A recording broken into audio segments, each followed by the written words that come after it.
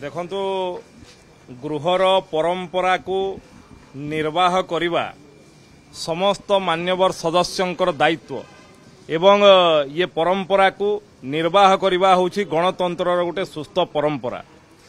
मु बारंबार गोटे कथा अछि जे असहिष्णु होई पड़िछंती, असहिष्णुतार चरम सीमार पहुंची।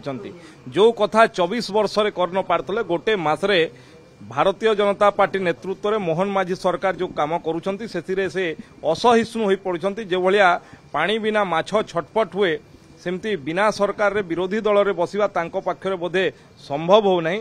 एवं जो कथा उठेइछंती जे बिजनेस एडवाइजरी कमिटी गठन होबा कथा, कोन होबा कथा, कोठी चर्चा होबा कथा, मु विनम्रतार सहित कहिबा पई चाहे जे गृहर जो रूल एंड प्रोसीजर अछि निश्चित भाव में जे वक्तव्य देले तांकर बोधे ज्ञात सार रे नाही, टिके आउ टिके अनुध्यान करंतु।